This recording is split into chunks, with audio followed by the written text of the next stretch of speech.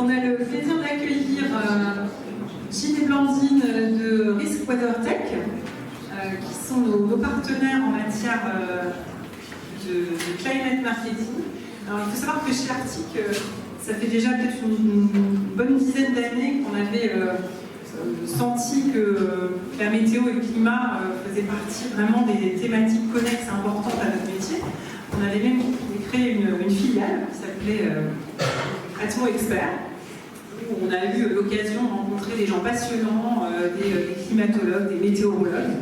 Et puis, comme assez souvent, on était un petit peu en avance sur les besoins du marché. Puis, comme on avait pas mal d'autres trucs à faire, on s'est dit qu'on allait peut-être se concentrer sur l'édition de logiciels et continuer de laisser nos partenaires avancer de leur côté et travailler ensemble dès qu'on en avait l'opportunité. Et on est donc très très heureux aujourd'hui d'accueillir nos partenaires qui vont nous expliquer comment on peut travailler ensemble et notamment comment le changement climatique va pouvoir impacter nos territoires, impacter nos modalités de travail. Et je crois que vous allez en particulier nous donner un petit exemple qui peut servir dans le monde de l'assurance, mais pas que. On va avoir une prétention à adresser tous les impacts du changement climatique sur notre activité. Donc très rapidement, Risk WeatherTech, alors on est une très jeune société en formation, mais en fait on est très jeune, parce que ça fait les trois personnes que vous voyez ici, donc sont dans la salle, on travaille ensemble depuis au moins 2 ans sur la problématique du changement climatique et pour les compagnies d'assurance et les compagnies de l'assurance. Donc ça fait 2 ans qu'on travaille ensemble, on va officialiser la chose et on va donc créer une société qui s'appelle Risk WeatherTech. Donc voilà, en ce qui me concerne, je suis de formation docteur en géographie physique, j'ai plus de 15 ans d'expérience dans le secteur de l'assurance et de la réassurance et de la modélisation des risques naturels. Je suis un très gros utilisateur des données avec caractère spatial. Quant à Blandine, elle va se présenter. Donc, moi, j'ai une formation de docteur en climatologie. J'ai 20 ans d'expérience dans le milieu de la recherche à l'IPSL, donc sur toutes les problématiques liées au changement climatique. Et donc, dans Risk WeatherTech, je fais surtout de la modélisation du climat. Voilà. Et enfin, le dernier qui n'est pas là, des fondateurs, c'est Yananis. C'est un jeune retraité de l'armée, il était météorologue dans les armées, donc il est spécialiste de tout ce qui est prévision météorologique. Alors, concrètement, qu'est-ce qu'on fait? On est une société de conseil et d'études auprès des compagnies mutuelles d'assurance et de réassurance, mais aussi plus largement pour tout ce qui concerne le risque management des sociétés. On est spécialisé dans la modélisation des catastrophes naturelles et des risques atmosphériques avec la prise en compte des impacts du changement climatique.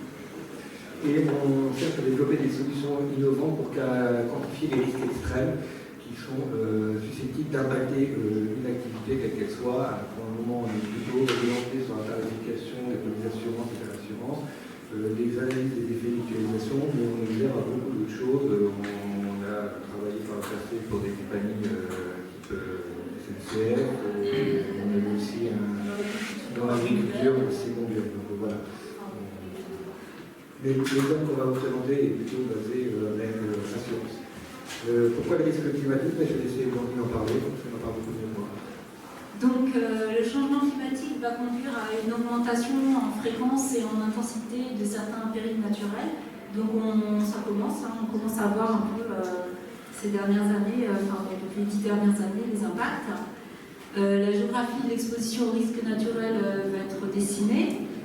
Et donc la pérennité des couvertures d'assurance dépend de la capacité d'anticipation et d'adaptation au changement climatique. Donc par exemple à l'horizon 2050, il y a eu le CCA a prévu une augmentation de la sinistralité annuelle. Donc le premier péril, parmi les périls, il y a le risque de submersion qui augmente de plus 82% avec l'élévation du niveau de la mer et puis le plus de tempêtes ou de cyclones. L'augmentation de la sécheresse de 23% et des inondations de 38%. Donc on voit aussi à l'échelle de la France, si on reste pour l'instant sur la France, une redistribution spatiale de la sinistralité avec une augmentation à l'horizon 2050, avec une augmentation des périls qui couvre sur toute la France, avec une augmentation plus grande sur l'ouest et toute la zone en jaune du centre, du nord et du centre.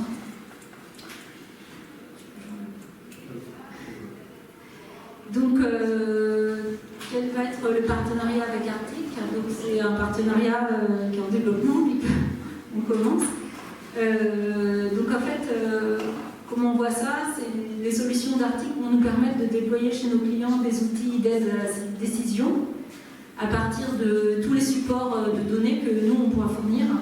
Donc, toutes les données climatologiques, donc température, précipitation, donc ça va être des états climatiques actuels. Ça peut être des états climatiques futurs prévus par le GIEC, mais qui sont à l'échelle, descendus à une petite échelle. Et après, on peut, en prenant pas juste les variables de base, calculer des indicateurs d'exposition au risque, comme des indicateurs pour la grêle, les tempêtes, toutes sortes de variables, l'inondation, voilà. Et du coup, pour Arctic, on pourra enrichir l'offre de données géodécisionnelles de la gamme carte et données.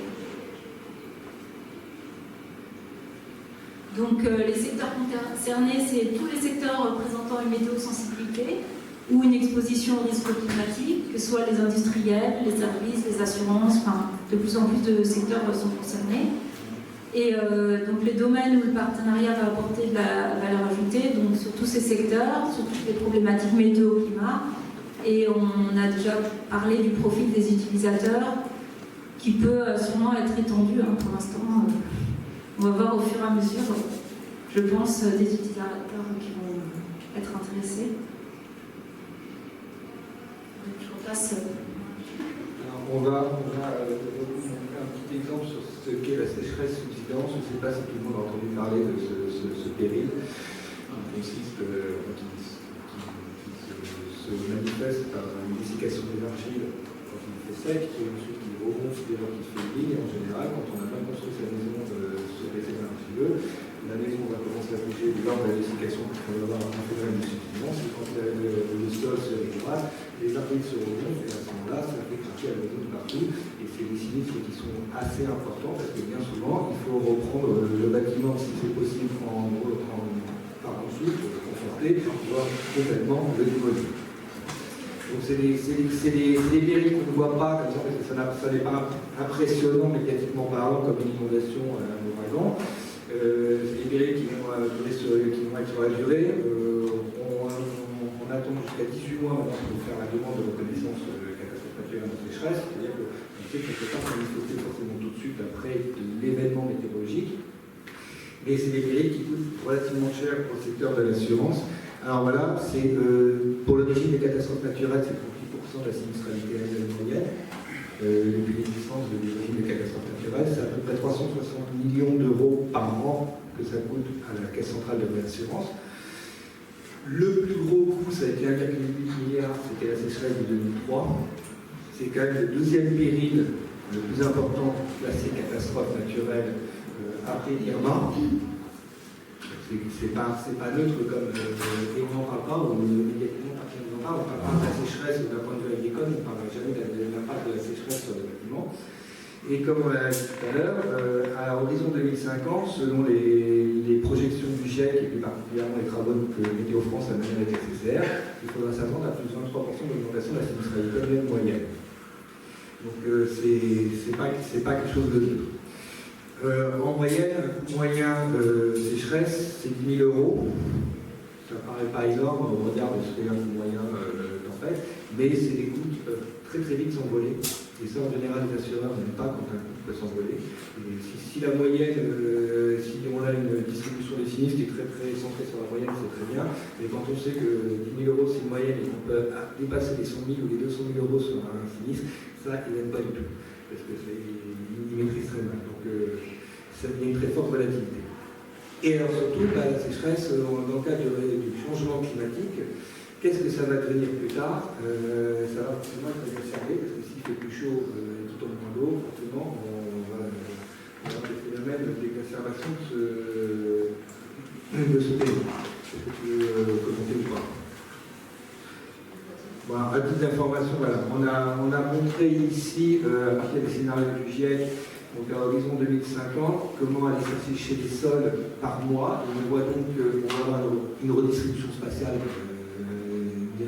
de ce type de sinistralité, avec bon, si on prend le mois d'avril-mai, il n'y a pas de souci, ça va être asséché partout par rapport à l'actuel au niveau de la France, mais après on va avoir des mois où ça va être plus l'ouest de la France qui va être impacté, d'autres ça va être plus le sud-est. Maintenant, si on regarde les valeurs extrêmes, parce qu'on peut regarder les valeurs moyennes, mais on peut aussi regarder les valeurs extrêmes, vous avez ici sur le deuxième graphique donc l'évolution de la vitesse des sols en endroit précis. On compare la période 2020-2040 avec l'historique. L'historique est en rouge et 2020-2040 est en bleu. On voit très nettement, donc quand on est en dessous de zéro, on est en assèchement. Quand on est au-dessus de zéro, on est plutôt dans une tendance à la réhydratation des sols. On voit très nettement que donc, les sols vont s'assécher. Et ça, quels que soient les mois considérés. Et en plus de ça, on va avoir pour certains mois une augmentation de la volatilité. C'est-à-dire que si on fait la moyenne, si on regarde un mois de janvier sur 50 ans, je vais avoir des mois de janvier où je vais être très proche de la moyenne, puis dans les autres, je vais exacerber cet assèchement. Donc on va avoir des mois, on va en fait amplifier ces phénomènes, on va amplifier l'incertitude qu'il y a autour du phénomène météorologique. Et à ça, ce qui est très drôle à faire, c'est de croiser avec le taux de croissance de la population, parce qu'on s'installe, on bouge un peu quand même s'il y a des millions d'habitants toujours au même endroit en France. On sait très bien que la population a tendance à se coller sur les côtes. Donc c'est ce que montrent les projections de l'INSEE pour 2050. On voit très bien que, souvenez-vous les cartes précédentes, on a montré que l'augmentation de la sinistralité, tout phénomène confondu, allait surtout taper de l'ouest de la France, et c'est aussi là qu'on va venir s'installer. Donc on a là un véritable problème. Parce que tout ça, et à vos jours, je préfère dire, notre prime d'assurance va augmenter. Soit on décide d'arrêter d'assurer ce genre de péril, soit si on veut toujours être ouvert sur ce type de péril, il va falloir augmenter parce qu'on ne va pas dire aux gens, maintenant vous n'êtes plus là. Vous n'avez pas le droit de vous installer. Ça fait un peu un problème. Alors, nous, on s'est intéressé à un cas d'étude qu'on a fait avec un gros mutualiste sur justement la tarification de la sécheresse à partir des données climatologiques connues aujourd'hui, historiques. Et qu'est-ce que ça donne aussi? C'est on injecte sur les scénarios de réchauffement climatique. Alors, on a d'un côté le cartographie qui est cartographié aujourd'hui l'IRGM, qui est la cartographie de référence sur les zones argileuses, qui est utilisée pour la reconnaissance CatNat, c'est-à-dire que si vous avez une commune qui n'est pas, pour laquelle il n'y a pas de selon l'IRGM de formation argileuse, vous êtes inéligible à la reconnaissance CatNat. C'est-à-dire que c'est comme les critères qu'on va regarder, c'est est-ce que vous tombez dans la cartographie. On a ensuite ce qu'on appelle les données de SWAI, c'est l'indice d'humidité du sol, c'est un des indices d'humidité du sol, qui est lui calculé par Météo France sur une maille qu'on appelle la maille 50, une maille de kilomètre par kilomètre. Donc on a à la fois la donnée historique et la donnée scénaristique. Et en combinant ces deux choses-là, on peut connaître la fréquence météorologique d'éligibilité à la reconnaissance CatNat, ce que vous montre en fait la carte ici. Alors ça ne veut pas dire forcément que ça veut pas dire qu'il y aura du sinistre. C'est juste que vous êtes éligible à la reconnaissance. Parce que pour être éligible à la reconnaissance CatNat, il faut d'une part que vous soyez dans une zone argileuse, c'est bien fait, mais en plus de ça, il faut qu'on ait atteint un niveau de sécheresse qui est fixé par un arrêté ministériel. Donc dès lors qu'on a atteint ce niveau de sécheresse, vous êtes éligible, vous pouvez faire la demande de reconnaissance CatNat. Donc l'idée c'était à partir de ces données-là, c'est de voir comment on pouvait faire en fait un zoné de tarification. Dès lors que je suis une compagnie d'assurance, que je vais souscrire une nouvelle police à un tel endroit, eh bien va me coûter de la subsidence, ce péril-là, dans ma prime d'assurance dommage. Donc on utilise, on a d'une part, on confronte les dispositions de la compagnie d'assurance avec la donnée annuelle et une fréquence météorologique. Alors on travaille à l'échelle du carboyage épicé pour le coup, parce que là c'est vraiment nécessaire. La donnée argile est très très fine en termes de représentation spatiale. Donc, travailler à l'échelle de la commune, une commune peut très bien être traversée par une zone argileuse sur une partie de son territoire et pas avoir une partie non traversée. Donc, si on veut faire une bonne segmentation spatiale, il faut travailler à l'essai des caravages INSEE.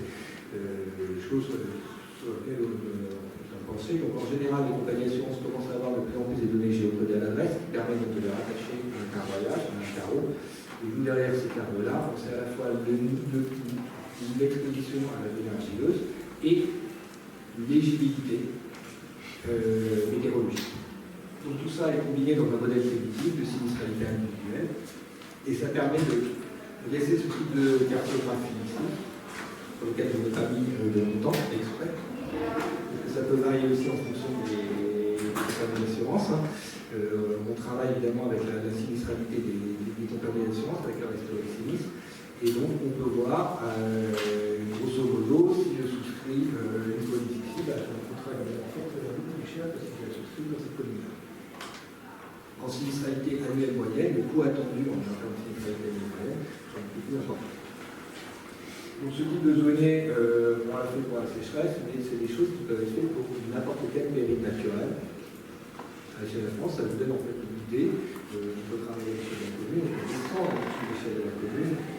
Péril naturel pour lesquels ça n'a pas grand intérêt. Typiquement, la tempête, ça a une très large exception. La commune et même le code postal est un bon niveau d'échelle. La grecque, par exemple, c'est des phénomènes très très localisés. Donc, il faut souvent descendre à des échelles infracommunales. Donc, on peut faire exactement ces mêmes travaux, tous les périls naturels, que ce soit tempête, grêle, submersion marine aussi, en tenant compte, en intégrant évidemment les scénarios du GIEC.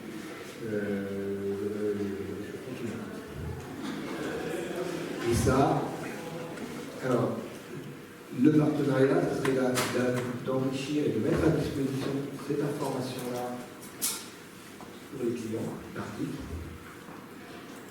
Je découvre donc le Wizard aujourd'hui, que je n'avais pas encore découvert, et nous on a un problème, c'est que quand on crée ce genre de données, on amène ce genre de données à nos clients, c'est pas des experts en SIG. Donc faire interroger d'un côté leurs données en base de données souscripteurs et la donnée sur les cahiers naturels, ils ne savent pas faire. Là, je découvre qu'avec le Wizard, typiquement, on pourrait déployer facilement des solutions pour un agent d'assurance qui va tout de suite, il tape une adresse, il sait tout de suite si c'est en zone rurale, il sait tout de suite quelle est l'expédition de population suivante, ainsi de suite.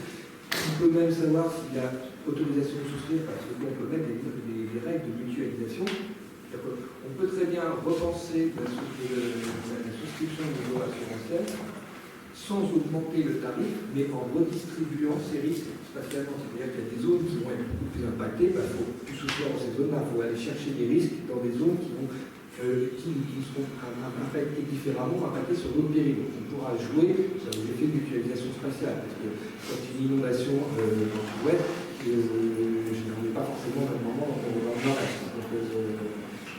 On peut en fait corriger ou essayer de tenter d'atténuer l'effet du changement climatique sur l'assurance, sur le domaine d'assurance, en rejouant sur la mutualisation spatiale. Et ça, c'est typiquement des modèles spatiaux qui peuvent être implémentés et développés en partenariat avec l'Arctique et mis à disposition des clients.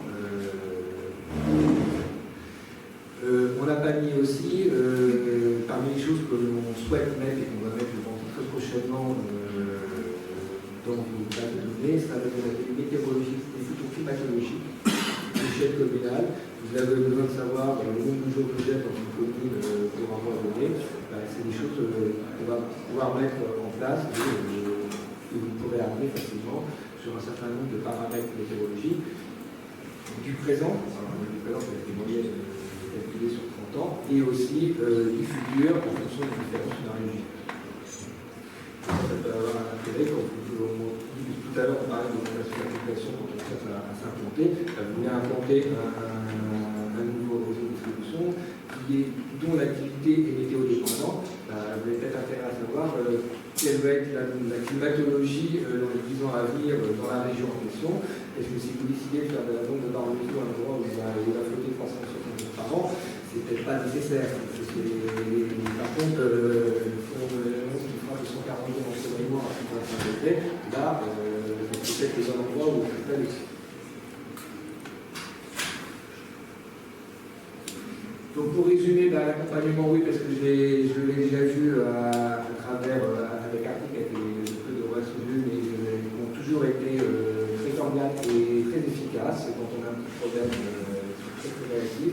Et je me dis que si c'est pour voir déployer des solutions auprès de clients, avoir des gens qui sont aussi réactifs, c'est quand même bien agréable. Parce que pour avoir pratiqué d'autres vendeurs des VSIG, vous devez connaître les grilles. Une fois que vous avez fait 50 fois les 50 numéros sur le téléphone, vous avez fait 50 fois sur le toit, vous avez fait personne qui doit être. Ça c'est bien. C'est quand même très important. C'est d'offrir quand même un service aux clients. Et là, je pense qu'on a quelque chose qui. Et en plus, on peut faire du sur-mesure, déployer des solutions sur-mesure pour les clients. Et puis voilà, nous, on est sur la météosensibilité, l'efficacité, la climatologie, le décisionnel et tout ce qui est en jeu. Merci beaucoup, Gilles et Blandine. Alors, moi, j'aimerais bien savoir parmi vous, qui est-ce qui utilise déjà des données sur la météo et le climat, concrètement dans son business, pour ses prévisions et ses analyses. Est-ce qu'il y en a qui s'en servent? Et alors, par contre, est-ce que vous savez si vos activités sont, comme ils disent, météo-sensibles? Est-ce qu'à votre avis, je ne sais pas dans quel secteur, je ne sais pas, par exemple, Pierre, vous, dans le contrôle technique, est-ce que vous pensez qu'il peut y avoir une influence sur le temps qu'il fait? Sur l'usure des véhicules, non? Probablement. En tout cas, chez nos clients qui sont dans l'industrie automobile et qui ont des concessions, on remarque des impacts importants, hein, ça, je pense que vous le savez aussi, au niveau des services après-vente. C'est-à-dire qu'effectivement, on vient changer son filtre de clim, on vient changer ses essuie-glaces, on vient passer en pneu hiver, en général en fonction de la météo, et c'est pas au même moment partout. On a des gens dans... Qu'est-ce que vous avez comme secteur d'activité les uns les autres? Le transport, vous avez un monsieur de chez Schenker tout à l'heure. Donc ça, le transport, c'est un impact assez évident. On a des gens du monde de la santé aussi, où évidemment nos pathologies dépendent aussi des facteurs climatiques, notamment par exemple les pathologies ORL vont avoir un impact par rapport à la nature de l'air qu'on va respirer, où évidemment les chutes vont être assez liées au fait que les trottoirs soient gelés. Je ne parle pas de l'accidentologie, etc. En réalité, il y a de grandes chances qu'en réfléchissant bien, les 3/4 de nos activités à tous aient un impact avec la météo, sans parler bien sûr de l'impact de l'implantation de nos clients ou des clients de nos revendeurs, etc. Ce qui signifie qu'en fait, on est dans une espèce de paradoxe depuis déjà un bon petit moment, c'est-à-dire qu'il y a de la donnée disponible. On sait tous que le climat est en train d'accentuer en fait, des problématiques lourdes de sens et de coûts pour nos entreprises. Et pourtant, on n'est pas au top sur l'utilisation de ces données. C'est pour ça qu'on a besoin d'experts, parce que, comme on le disait déjà ce matin, avec Spindata par exemple, ça ne s'improvise pas, c'est-à-dire qu'on n'est pas tous météorologues ou climatologues, ils ont tous un jargon. Quand on a commencé à me parler de la température au point de rosée, je me suis dit c'est tellement poétique, c'est magnifique, et je ne savais pas trop ce que ça voulait dire. Donc ils ont un jargon très très magnifique qu'il faut arriver à comprendre, à matérialiser. Il faut aussi arriver par rapport à la totalité des indicateurs qui existent à sélectionner ceux qui ont un impact pour notre activité. Donc c'est vrai que les exemples de travaux qu'on a fait avec nos clients sur la météosensibilité, traditionnellement ce qu'on fait, c'est qu'on va prendre par exemple des données de vente ou de pathologie ou de livraison, etc., qui vont être datées, qui vont être localisées, avec un historique le plus long possible. Ils vont les comparer avec les conditions météo de ces jours-là. Ils vont lancer leurs belles moulinettes, leurs nouveaux algorithmes, qui vont nous dire s'il y a des éléments, si par exemple, comme on parlait des barbecues tout à l'heure, un accroissement de la température de tant de degrés va entraîner une augmentation des ventes. Il y a des trucs assez marrants d'ailleurs, c'est que par exemple on n'achète pas des lunettes de soleil, même selon les facteurs déclenchants, selon qu'on est dans le nord ou dans le sud. C'est-à-dire qu'effectivement, quand on est dans la moitié nord, il se met à faire beau, on est tous en terrasse quand il fait 22 degrés. Quand on est dans la moitié sud, on met sa veste à 20 degrés. Et donc on ne se précipite pas à acheter ses lunettes de soleil, encore moins sa crème solaire. Donc il y a effectivement des impacts tout à fait importants. On a des clients dans le secteur agroalimentaire qui l'ont bien compris. On a notamment un célèbre volailler qui sait bien mesurer la différence selon la température et les zones où les gens ont des jardins. Soit ils vont vendre plus de rôtisseries, soit ils vont vendre plus de brochettes ou de nuggets, etc. Ça va dépendre vraiment énormément de la météo.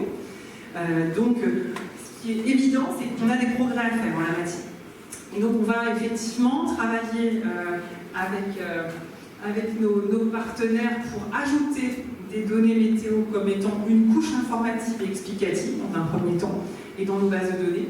Et puis, on est à votre disposition pour travailler sur vos projets spécifiques. Je pense à des projets aussi dans le tourisme ou dans tout ce qui est attractions, loisirs, etc. On avait construit notamment avec Yann un indice d'attractivité des activités de plein air qui est super intéressant, par exemple quand on est dans des services publics ou dans le tourisme. Voilà. Aujourd'hui, c'est à portée de main, c'est facile. C'est facile quand on a des gens qui savent manipuler les données. C'est facile à exploiter, en tout cas. Et effectivement, comme le disait Gilles, à l'intérieur d'un atlas ou à l'intérieur d'un wizard, vous pouvez en plus très facilement mettre à disposition ce type d'informations de vos acteurs terrain. Il ne faut pas se priver. Et comme vous voyez, on est en train de relancer en fait cette dynamique. Et donc, on est à l'écoute de porteurs de projets pour faire des POC, pour faire des maquettes, pour faire des essais et pour valider les preuves de valeur dans les entreprises. N'hésitez pas à vous manifester. Est-ce que vous avez des questions ?